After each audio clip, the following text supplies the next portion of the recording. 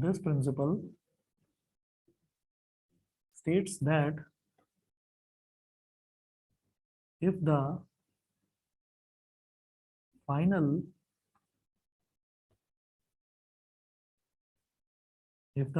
path of a ray, this principle states that if the final path of a ray of light after it has suffered of a ray of light after it has suffered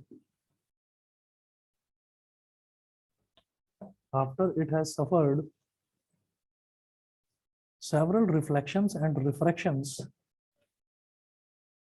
several reflections and refractions, several reflections and refractions is reversed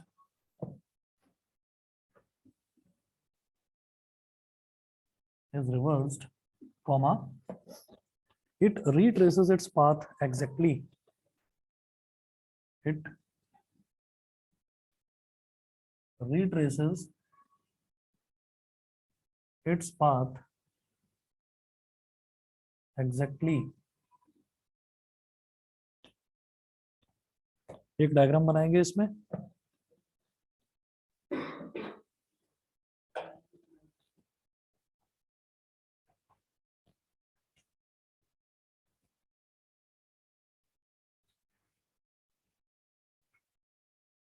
rarer और bracket में लिख दीजिए 1। ये rarer medium है, इधर ये boundary है, इस बाउंड्री से ऊपर की तरफ रेयरर मीडियम है जिसको मैंने मीडियम 1 बोल दिया, और बाउंड्री के नीचे की तरफ जो है वो डेंसर मीडियम है, इसको मैं बोल दूंगा, ब्रैकेट में लिख दूंगा 2, मतलब ये है मीडियम 2। तो मीडियम 1 और मीडियम 2 इस तरह से हो गया। अब यहाँ से एक रे ऑफ लाइट ऐसे आती है, एक रे ऑफ लाइट ऐसे आती है, तो जिस पॉइंट पर ये टकराएगी उसको हम बोलते हैं point of incidence. Point of incidence पे हम हमेशा एक परपेंडिकुलर लाइन ड्रॉ कर लेते हैं जिसको हम बोलते हैं नॉर्मल।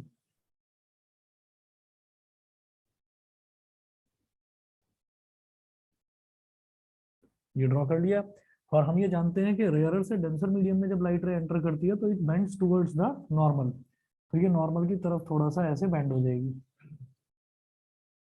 अगर मीडियम चेंज ना होता तो ये रे ऑफ लाइट ऐसे सीधी जाती, लेकिन रेयरर से डेंसर में आ गया तो ये बेंड हो गई। ठीक है, अब आप क्या करिए कि ये जो नॉर्मल है इस नॉर्मल को हम बोल देंगे n, और यहां लिख दीजिए नीचे n डैश, n डैश। अच्छा, ये जो इंटरफेस है, इंटरफेस यानी कि बाउंड्री, बाउंड्री को बोल देंगे बेटा x y, और जो रे ऑफ लाइट है इसको बोल दीजिए a, और जहां बाउंड्री पर ये टकरा रही है उस पॉइंट को बोलिए b, और यहां इसको बोल दीजिए आप c। ठीक है। अच्छा, जो एंगल ऑफ इंसिडेंस होता है वो कैसे निकाला जाता है? इंसिडेंट रे और नॉर्मल के बीच में जो एंगल बनता है उसको एंगल ऑफ इंसिडेंस बोलते हैं। तो ये वाला जो एंगल है ये हो गया एंगल ऑफ इंसिडेंस। ऐसे ही रिफ्रैक्टेड रे और नॉर्मल के बीच में जो एंगल बनता है उसको बोलते हैं angle of refraction.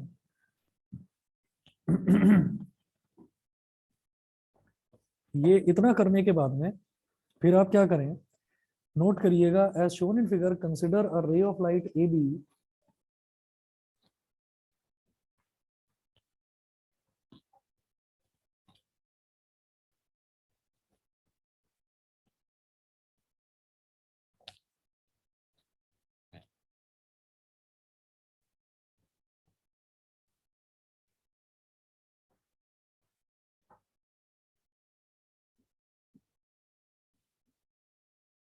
as shown in figure, consider as shown in figure, consider a ray of light AB, consider a ray of light AB incident on a plane surface XY, incident on a plane surface XY, bracket में लिखिएगा, separating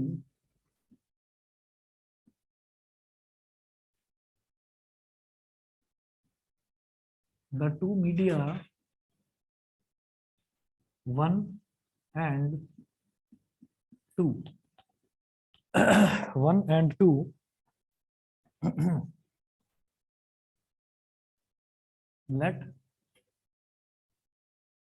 angle of incidence angle ABN is equal to I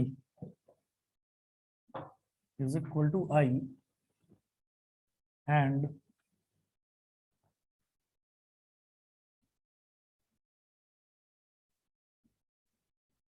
angle of refraction angle of incidence हो गया ABN, तो ये I हो गया, हमने I मान लिया। Angle of refraction CBN dash, angle CBN dash is equal to R, then by Snell's law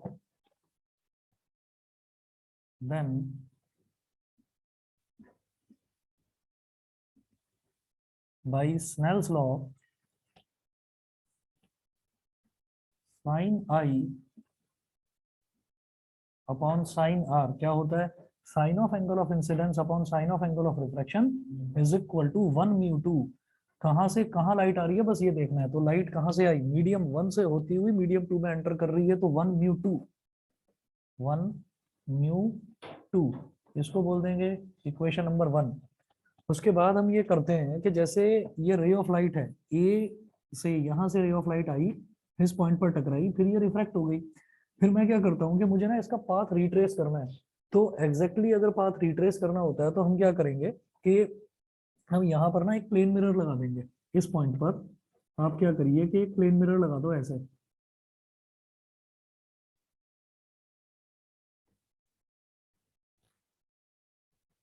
यहाँ मेंशन कर दीजिए प्लेन मिरर। प्लेन मिरर की ये खास प्रॉपर्टी होती है कि प्लेन मिरर से मैं जितनी दूर खड़ा होऊंगा मुझे अपनी इमेज बिल्कुल एग्जैक्टली उसी साइज की और उतनी ही दूरी पर नजर आएगी। अगर हम प्लेन मिरर के आगे 3 मीटर खड़े हैं तो हमसे और प्लेन मिरर तक की दूरी 3 मीटर, और प्लेन मिरर से भी 3 मीटर पीछे हमारी इमेज दिखाई देगी, मतलब ऑब्जेक्ट डिस्टेंस और इमेज डिस्टेंस एग्जैक्टली सेम होता है।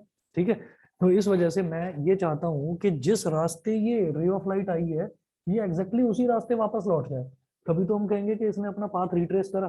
ठीक है, तो हमने क्या करा, हमने यहाँ पर प्लेन मिरर लगा दिया। प्लेन मिरर लगाते ही क्या होगा, ये जो रे ऑफ लाइट यहाँ पर आई ना, स्ट्राइक करते ही अब इसमें प्लेन मिरर में ना तो रिफ्रैक्शन होता ना एब्जॉर्प्शन होता, प्योर रिफ्लेक्शन होता है वहां पर, मतलब जितनी रे आई है लाइट की वो पूरी की पूरी रिफ्लेक्ट बैक हो जाएगी। तो ये यहाँ से ऐसे रिफ्लेक्ट बैक हो गई। रिफ्लेक्ट बैक होने के बाद में अब ये रे ऑफ लाइट वापस ट्रेवल कर रही है। जब ये वापस ट्रेवल कर रही है तो फिर ये इस इंटरफेस पर यानी कि बाउंड्री पर पहुंचेगी। यहाँ पहुंची तो अब ये डेंसर से रेयर में जा रही है, रे ऑफ लाइट अब डेंसर से रेयर में जा रही है, तो अब एंगल ऑफ इंसिडेंस इसके लिए क्या हो गया R, और एंगल ऑफ रिफ्रैक्शन क्या हो गया I। अब उल्टा हो गया ना। ठीक, तो यहाँ पर नोट करें। मेरी बात सबको समझ में आ रही है, ऑनलाइन वाले बताएं please. Yes sir. Yes sir. ठीक है, चलिए आगे देखते हैं। ये क्या डबल डबल, अच्छा चलिए नोट करें। Suppose a plane mirror is placed perpendicular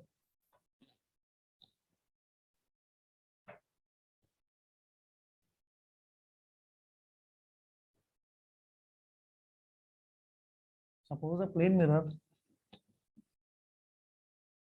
is placed perpendicular to the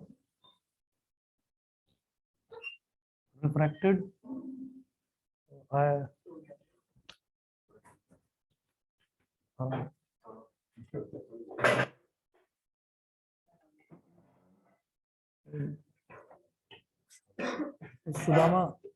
Sudama was waiting. Sudama, your friend. Suppose a plane mirror is placed perpendicular to the refracted ray. Suppose a plane mirror is placed perpendicular to the refracted ray. Full stop. This reverses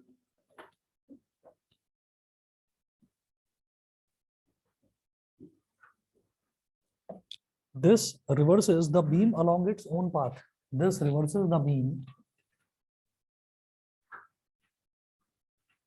along its own path. This reverses the beam along its own path. Therefore, for the reversed ray, therefore, for the reversed therefore, for the reversed ray, angle of incidence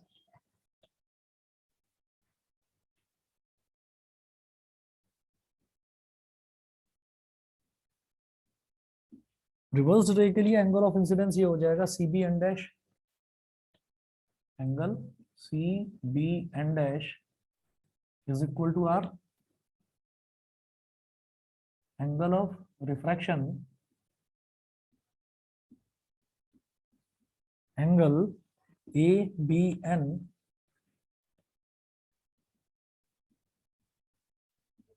is equal to I. तो by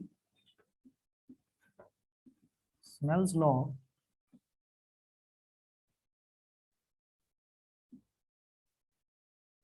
sin r upon sin i।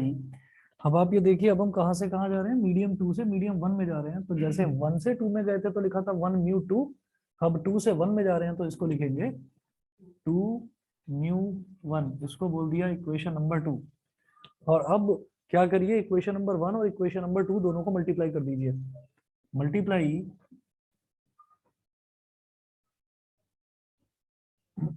Equation 1 multiply equation 1 and equation 2 दोनों को multiply कर दिया। तो left hand side से left hand side multiply हो जाएगा, sine I upon sine R multiplied by sine R upon sine I is equal to, ये क्या है 1 म्यू 2 मल्टीप्लाइड बाई 2 म्यू 1।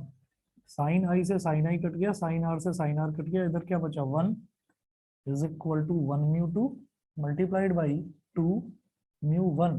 अब क्या करो, इस 2 म्यू 1 को अगर इधर ले आएंगे तो क्या हो जाएगा 1 upon 2 mu 1 is equal to 1 mu 2।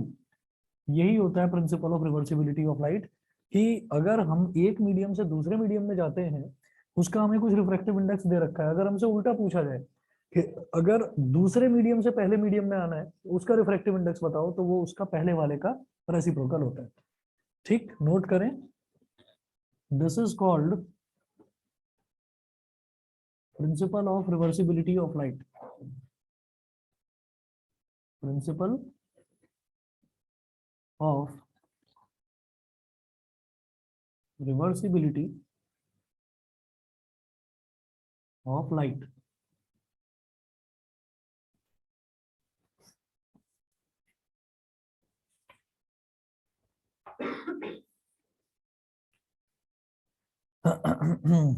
ठीक है। अच्छा, अब ये वाली चीज जो है ये 10th में ऐसे ही कर लिया था सीधा सीधा कि 1 mu 2 is equal to 1 upon 2 mu 1 होता है, लेकिन यहाँ पर ये चीज पूछी जाती है कि प्रूव करके दिखाइए। ठीक है। अच्छा, इसी तरीके से बिल्कुल शुरुआत में जब हमने रिफ्रैक्शन का डिस्कशन करा था तो उसमें हमने ये कहा था कि जब एक रेक्टेंगुलर ग्लास स्लैब होता है तो रेक्टेंगुलर ग्लास स्लैब के एक सरफेस पर कोई भी रे ऑफ लाइट इंसिडेंट होती है, टकराती है। टकराने के बाद वो जब वो ग्लास में चली जाती है तो वो ग्लास के अंदर जो रे ऑफ लाइट होती है वो कहलाती है रिफ्रैक्टेड रे। जब वो दोबारा ग्लास से बाहर निकलती है तब उस रे को हम बोलते हैं इमर्जेंट रे। तो हमने ये बोल दिया था कि एंगल ऑफ इंसिडेंस और एंगल ऑफ इमरजेंस वो दोनों हमेशा इक्वल होते हैं। पहली चीज तो ये बोली थी, अब ये भी प्रूव करना है। दूसरी चीज हमने क्या बोली थी कि वो जो रे ऑफ लाइट इमर्ज आउट होकर बाहर निकलती है ना, वो इंसिडेंट रे को अगर प्रोड्यूस कर दिया जाए तो वो उसके पैरेलल होती है। समझ रहे हैं, वो उसके पैरेलल होती है। तो अब वो जो दो पैरेलल रेज ऑफ लाइट है उनके बीच में जो डिस्टेंस होता है उसको लेटरल डिस्प्लेसमेंट बोलते हैं। ये हमने करा था कि उसको लेटरल डिस्प्लेसमेंट बोलते हैं, ऐसा हमने 10th में भी करा था और अभी पिछली क्लास में भी करा था। लेकिन वो लेटरल डिस्प्लेसमेंट कैलकुलेट कैसे किया जाता है वो हमें 12th में करना है। तो लेटरल डिस्प्लेसमेंट के कैलकुलेशन का भी मतलब एक फॉर्मूला होता है और उस फॉर्मूले का प्रूफ, वो डेरिवेशन हमको करना है।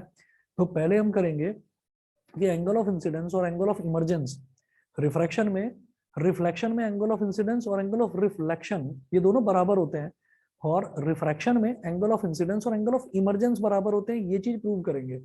तो नेक्स्ट आप हेडिंग लिखेंगे, नेक्स्ट हमारा टॉपिक यही है कि हम इंसिडेंस एंगल को और इमरजेंट एंगल को दोनों को इक्वल प्रूव करना चाहते हैं। तो अगला सर ये टॉपिक है basically n1 upon n2 is equals to n2 upon n1 है ना? कौन सा, ये वाला? हाँ। नहीं बेटा, n1 अपॉन n2 नहीं था वो। नहीं नहीं, मतलब जब नीचे चला जाएगा फिर वो n1 upon n2 is equals to n1 upon n2 ही हो जाएगा ना? नहीं, v1 अपॉन v2 होता है, जैसे 1 μ2 है ना, तो 1 μ2 को हम बोलेंगे फिर refractive index of medium 2 with respect to medium 1, लेकिन इसका फॉर्मूला होता है speed of light in medium 1 upon speed of light in medium 2। हमने 10th क्लास में वो फॉर्मूला करा था, याद है? Yes sir. n1 upon n2 नहीं, शायद आप v1 अपॉन v2 में कंफ्यूज हो रहे होंगे।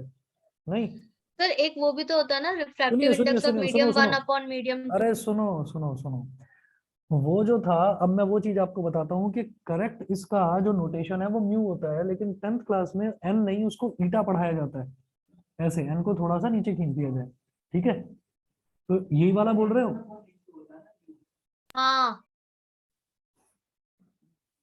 और n1 और n2 क्या होता है? अच्छा अच्छा, ठीक ठीक ठीक, मैं समझ गया क्या कह रहे हैं। ठीक ठीक ठीक, वैक्यूम वैक्यूम वैक्यूम, ठीक है। ये 1 ईटा 2 है, ये वही सेम चीज है, ये वही सेम चीज है जो आप कह रहे हो, ठीक है? तो अगर हमसे n1, जो जिसको आप n1 बोल रहे हो, ईटा 1 होता है वो, तो उसको क्या कहा जाता है? Speed of light in medium 1 upon speed of light in vacuum. मतलब अगर सिर्फ n1 दे रखा है तो वो वैक्यूम के रिस्पेक्ट में होता है। वो चीज निकाल दो दिमाग से, छोड़ो अब उसको, ठीक है? अब ये बताइए, ये क्लियर है कि नहीं, बताइए। यहां तक क्लियर है ऐश्वर्या? Yes sir. ठीक है, चलिए मैं आगे चलता हूँ। अब नेक्स्ट टॉपिक आप लिखेंगे, refraction through a rectangular glass slab. Refraction through a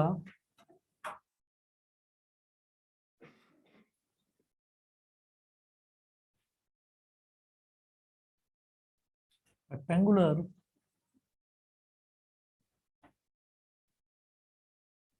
refraction through a rectangular glass slab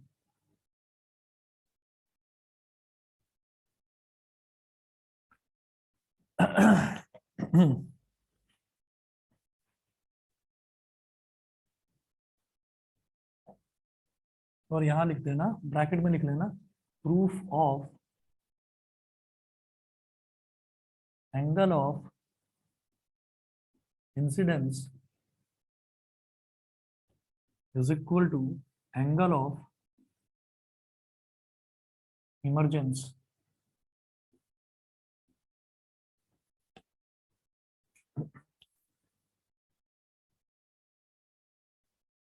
diagram वही बनाना है जो हमने 10th में भी बनाया था और लास्ट क्लास में भी बनाया था। रेक्टेंगुलर ग्लास स्लैब है, और हम ये बोलते हैं कि यहाँ पर ये तो एयर हो गया मीडियम, ये वाला मीडियम जो है ये क्या हो गया? ग्लास। और ये वाला अगेन एयर। एक रे ऑफ लाइट आई है ऐसे,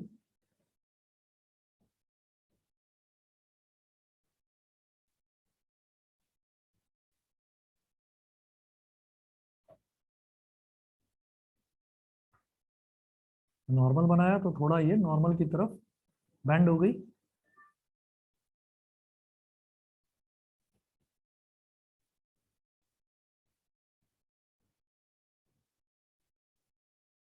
इस पॉइंट पर नॉर्मल बना लीजिए। अब अगर ये इंसिडेंट रे ऑफ लाइट को मैं ऐसे आगे प्रोड्यूस कर देता तो ये ऐसे जाती। तो ये चीज हमने 10th में बस ऐसे करी थी कि निकलने के बाद में जब ये इमर्ज आउट होना मतलब बाहर निकलना, तो ग्लास से वापस एयर में बाहर जब ये रे ऑफ लाइट निकलेगी तो ये ओरिजिनल इंसिडेंट रे के पाथ के पैरेलल हो जाएगी।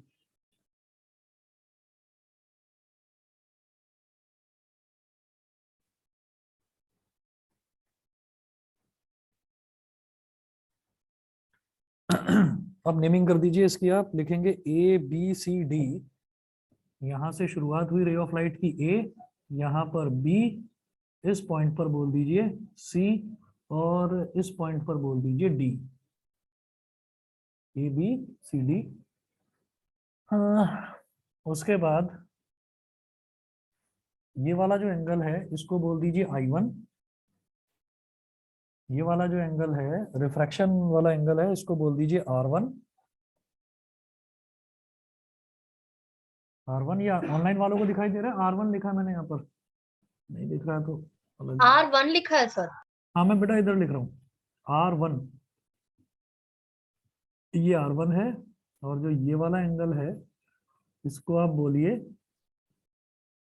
I2 और इस वाले एंगल को बोलिए R2। अब आप हमारा टारगेट तो समझ गए होंगे क्या है कि ये तो इंसिडेंट एंगल ऑफ इंसिडेंस है और ये जो लास्ट में है ये एंगल ऑफ इमरजेंस है। मैं I1 is equal to R2 prove करना चाहता हूँ। ठीक है, ये हमसे डायरेक्टली पूछा जाता है एग्जाम में।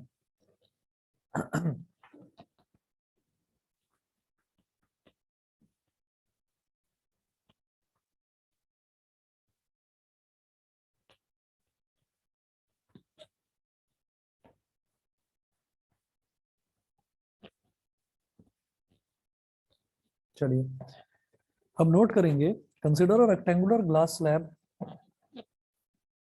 इधर इसको ना रेक्टेंगुलर ग्लास स्लैब को नाम दे दो बेटा PQRS।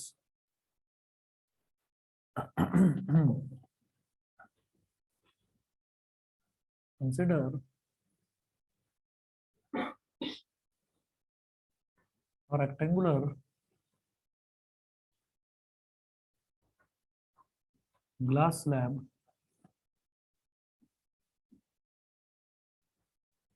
consider a rectangular glass slab PQRS as shown in figure।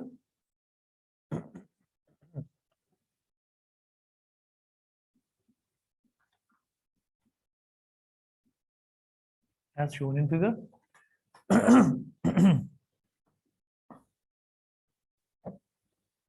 using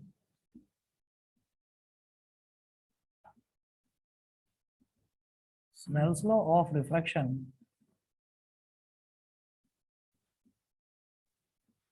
using Snell's law of refraction at face PQ, using Snell's law of refraction at face PQ, ये जो PQ वाला face है अगर इस पर स्नेल्स लॉ हम लगाएंगे तो sine of angle of incidence upon sine of angle of refraction, sine I1 upon sine R1,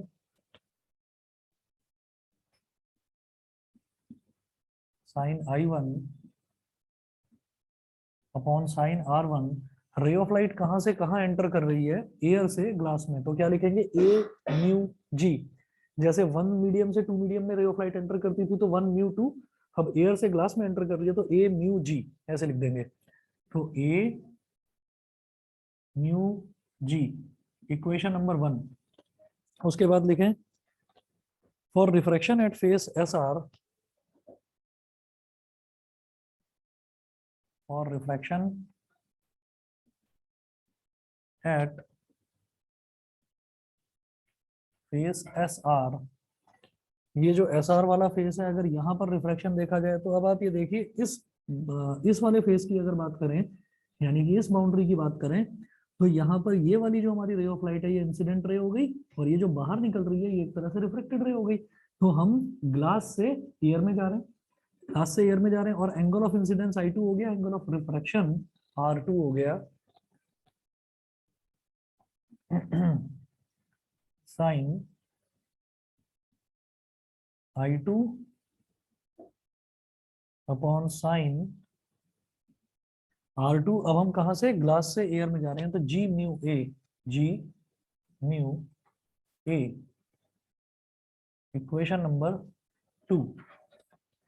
अच्छा, जो मैंने पॉइंट बी पर नॉर्मल बनाया बेटा इसको नाम दे दो N, N डैश,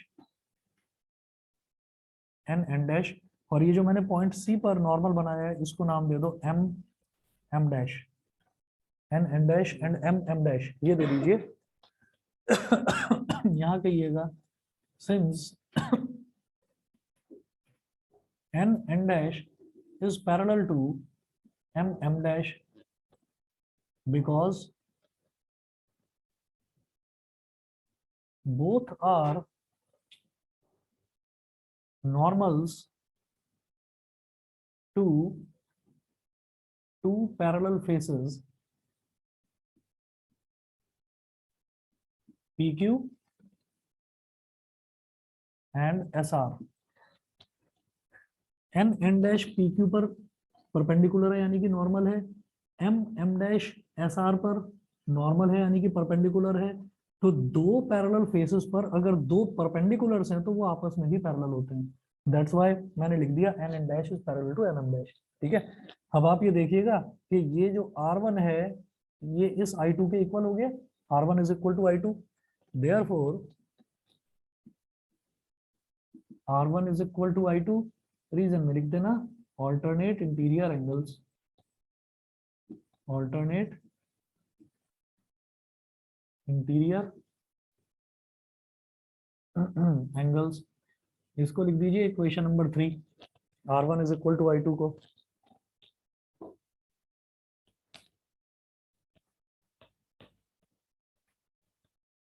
उसके बाद जो इक्वेशन 1 और इक्वेशन 2 है दोनों को मल्टीप्लाई कर दो।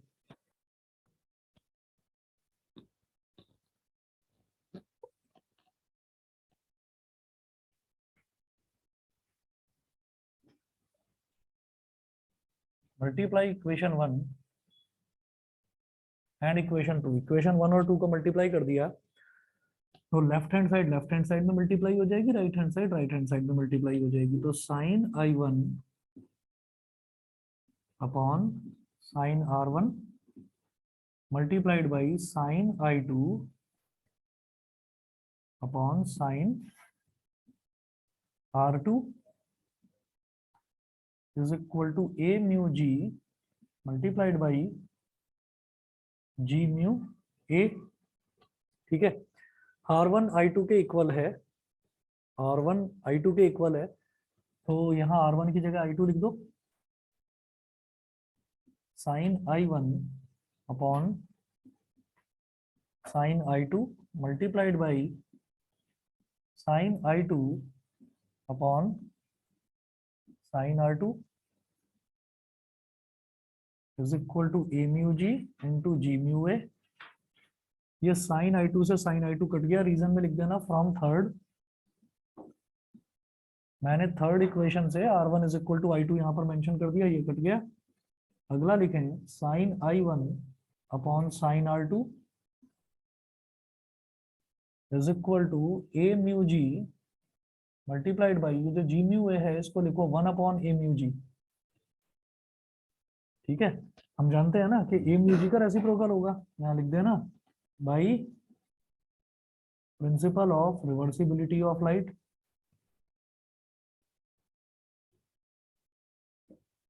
Principal of reversibility of light, ये हो गया। a म्यू जी से a म्यू जी कट गया तो राइट हैंड साइड पर 1 बचा। तो sine I1 upon sine R2 is equal to 1। Sine R2 को उधर ले जाओ,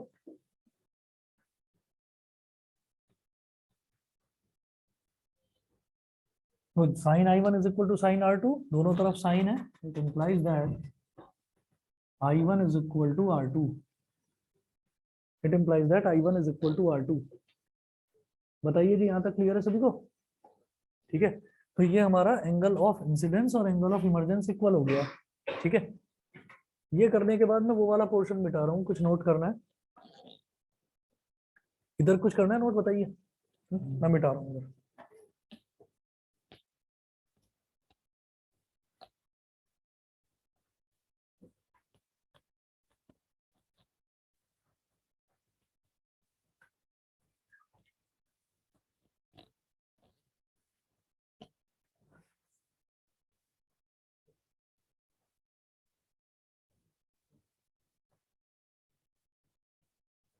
नोट करेंगे this proves that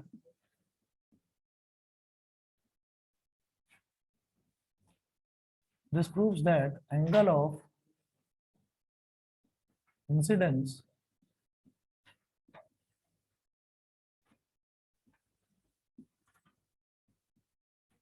is equal to the angle of angle of incidence is equal to the angle of emergence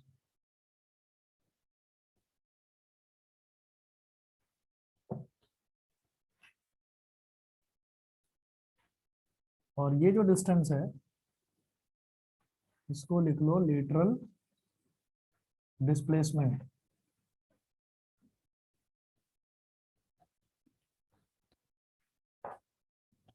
note करें, the shift in the path of light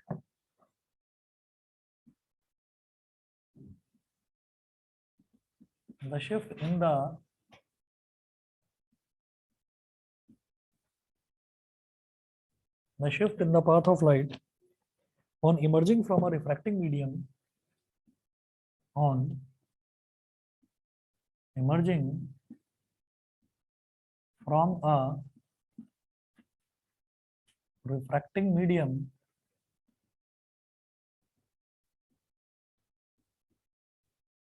the shift in the path of light on emerging from a refracting medium with parallel faces is called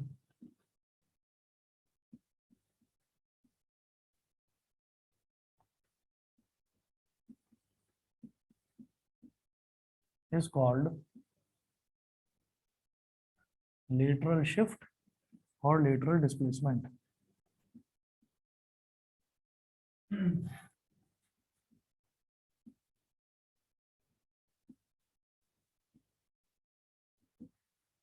lateral shift और lateral displacement.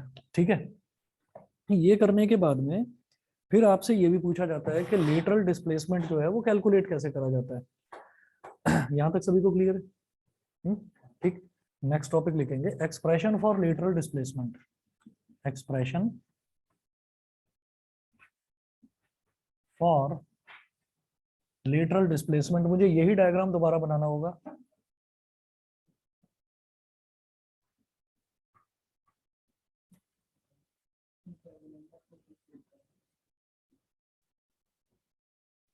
अरे इसकी आदत डालो, ये फटाफट बन जाना चाहिए, कई बार बनाना पड़ेगा ये इस चैप्टर में। समझाओ ना इनको। हाँ, एक्सप्रेशन फॉर लेटरल डिस्प्लेसमेंट,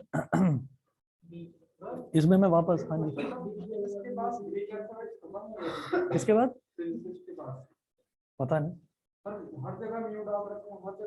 पता नहीं क्या, कंट्रोल करो।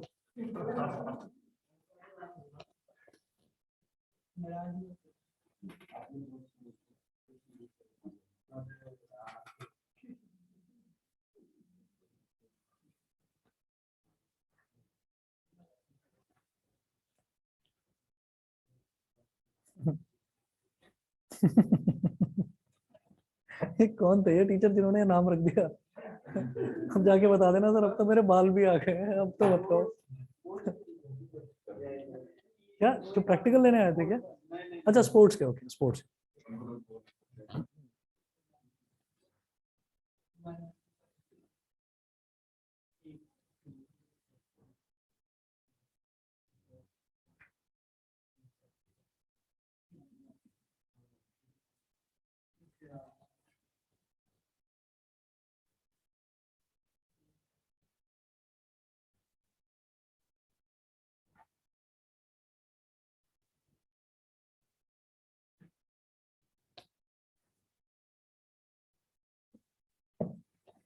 यहाँ लिखिएगा ए बी सी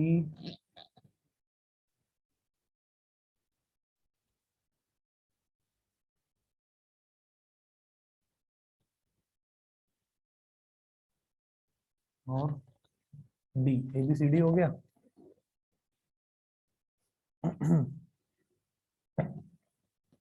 पॉइंट सी से यहाँ पर एक परपेंडिकुलर ड्रॉप कर लेना,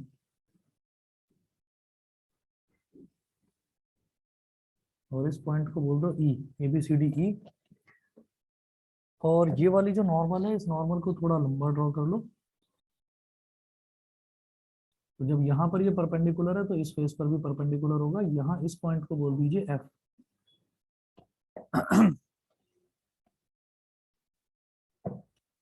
इसको बोलेंगे हम एंगल ऑफ इंसिडेंस आई, और इतने को बोलेंगे एंगल ऑफ रिफ्रैक्शन आर।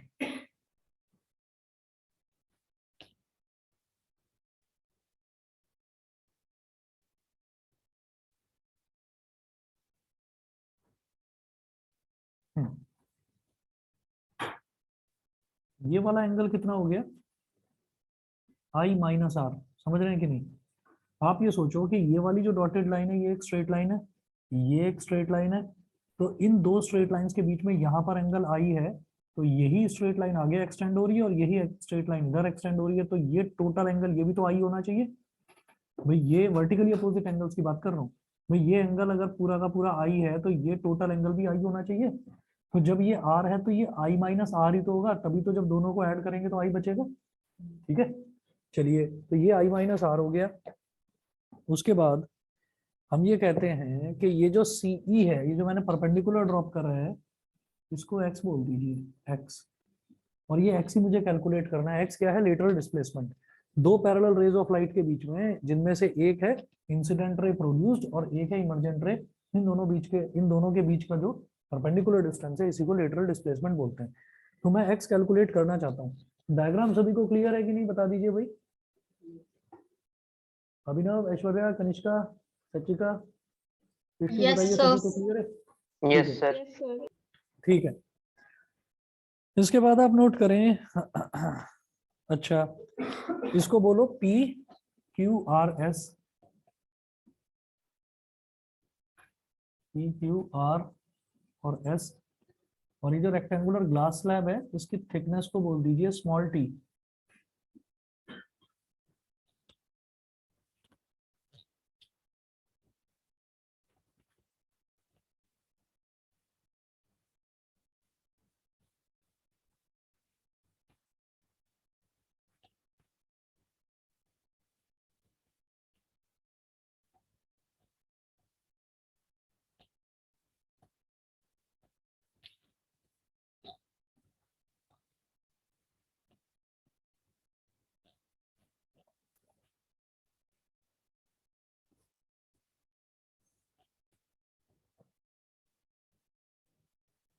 देखिएगा, इन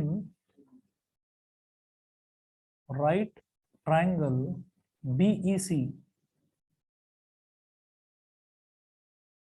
इन राइट ट्रायंगल बीईसी, अगर मैं बीईसी की बात करूं और यहाँ पर ये आई माइनस आर है, मैं इसका साइन निकाल लूं, साइन आई माइनस आर। तो साइन क्या होता है, परपेंडिकुलर अपॉन हाइपोटेन्यूज। साइन आई माइनस आर क्या हो जाएगा, ये जो एंगल है इसके ठीक सामने वाली साइड इज कॉल्ड परपेंडिकुलर, यानी कि सीई। और 90 डिग्री के सामने वाली साइड यानी कि ये जो है बीसी। साइन आई माइनस आर, सीई क्या है, एक्स, एक्स अपॉन बीसी। तो यहां से मैं एक्स की वैल्यू निकाल सकता हूँ बीसी इंटू साइन आई माइनस आर। इक्वेशन नंबर 1 बोल दीजिए, X is equal to B C sine I minus R. फिर मैं बात करता हूँ राइट ट्रायंगल, बताइए भाई यहाँ तक क्लियर है। हाँ ठीक है। अच्छा ये ऑनलाइन वाले बच्चे बताएं अभी मेरे को कि किसी की 5:30 बजे से कोई क्लास तो नहीं है, मैं 5-10 मिनट एक्सटेंड कर लूँ। ठीक है, मैं ये कंप्लीट कर 6 दूंगा। बजे क्लास है। हाँ 6 बजे है ना, बस मैं 5 या 10 मिनट थोड़ा सा एक्सटेंड करूंगा, अभी करवा देता हूँ इसको कंप्लीट। ठीक है सर। ठीक है, X is equal to B C sine I minus R हो गया। फिर मैंने एक राइट ट्राइंगल तो ये देखा था बी ई सी, दूसरा राइट ट्राइंगल है बी एफ सी। ठीक है, तो हम ये नहीं सोचेंगे कि हमने फिगर याद कर ली तो हमको स्टेप्स भी याद रहेंगे, सीधा सीधा ये याद रखना कि ये जो बी ई सी है इसमें तो साइन निकालना है, और ये जो बी एफ सी है इसमें कॉस निकालना है। पहले में साइन निकालो, दूसरे में कॉस निकालो। ठीक है, एग्जाम में हमारे पास टाइम कम रहता है तो हम स्टेप्स पर ये याद करते चले जाएंगे कि कहाँ कहाँ क्या क्या करना है। तो ये करेंगे in right triangle B F C,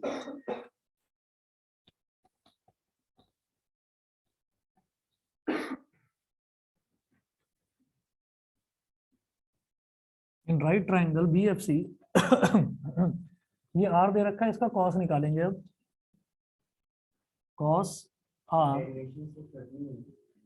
derivations, हाँ रटनी ही है। रटनी क्या है, जब आपको बस कुछ स्टेप्स याद रखने हैं, बाकी तो आप कर लेंगे कैलकुलेशन अपने आप।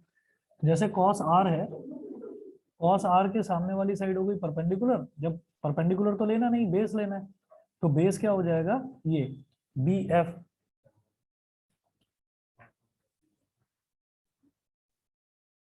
बी एफ अपॉन हाइपोटेन्यूज क्या है, BC, तो cos r is equal to ये जो BF है ये क्या है, ये विड्थ है, width of this rectangular glass slab यानी कि T हो गया, तो T अपॉन BC। तो यहां से आप क्या करें, BC की वैल्यू निकाल लीजिए, BC is equal to T upon cos r, BC is equal to T upon cos r, ये हो गया equation number 2। Put this value in equation number 1।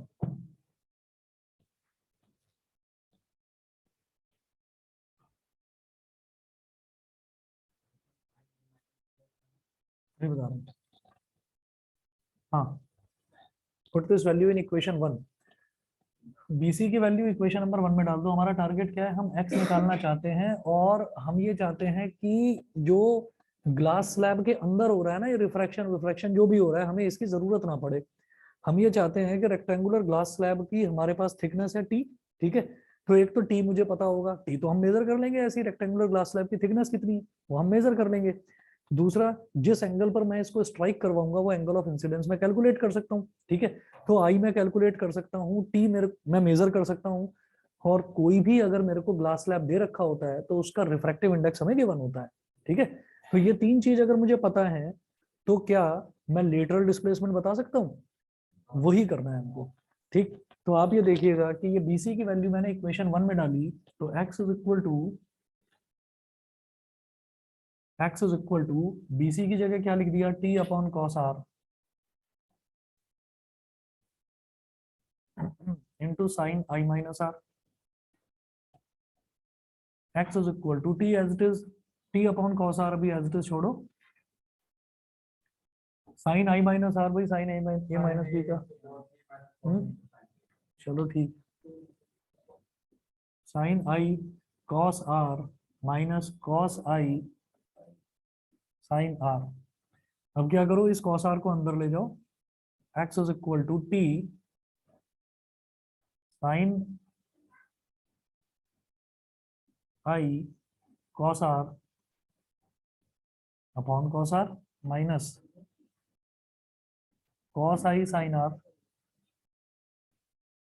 Upon cos r से कॉस r कट गया,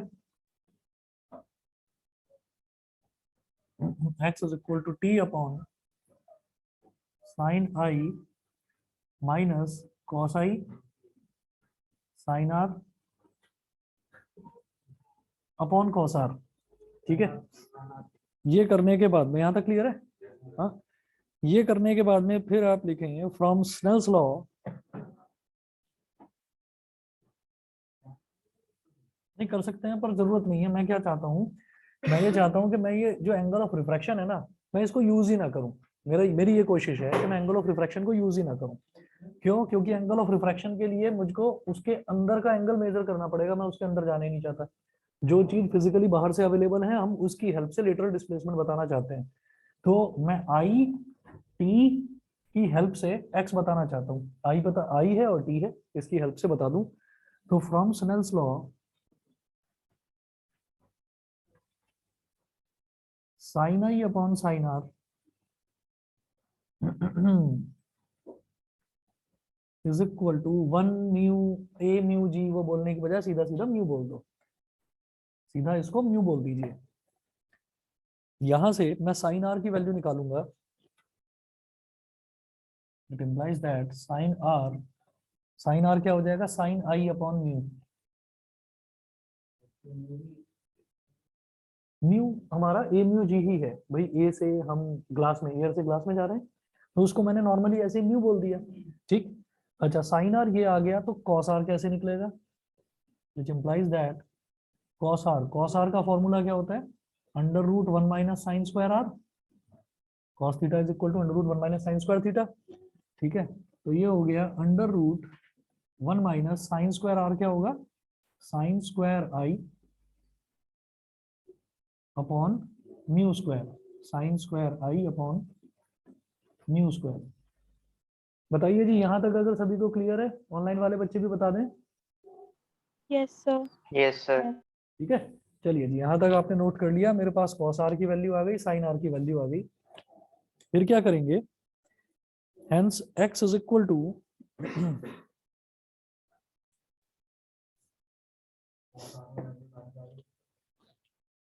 sine r और cos r दोनों की value डलेगी।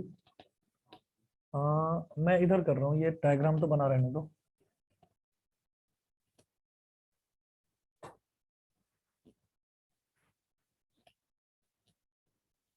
Therefore x is equal to, बाहर t है, रहने दीजिए t को, sine I minus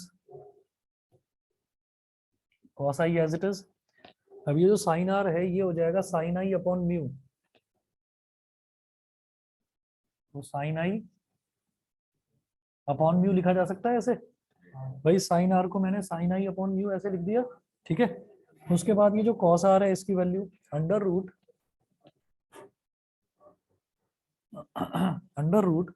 1 minus sine square I upon mu square, 1 minus sine square I upon mu square, bracket कर दिया क्लोज। अब देखिएगा इधर भी साइन आई है, इधर भी साइन आई है, साइन आई तो ले लो बाहर, x इज इक्वल टू हो गया t साइन आई। आज सीढ़ियों से मत जाना, कुछ बच्चे सीढ़ियों से जाते हैं ना, आज सीढ़ियों से मत जाना, ठीक है। बड़ा डेंजरस है, मैं सही बता रहा हूँ, मजाक नहीं करूँ। हाँ कुछ हो चुके हैं हादसे। Cos I upon under root क्या, नहीं परमानेंट लॉस तो नहीं हो। अभी देखिएगा,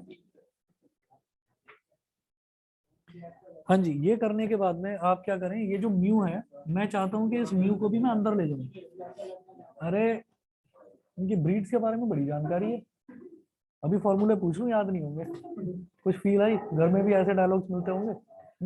देख लो भाई इधर ये जो म्यू है, इस म्यू को अगर अंडर रूट के अंदर ले जाऊंगा तो ये म्यू स्क्वायर बन जाएगा, समझ रहे हैं कि नहीं? वैसे ही चल रहा है क्या, समझ में आ रहा है कि नहीं?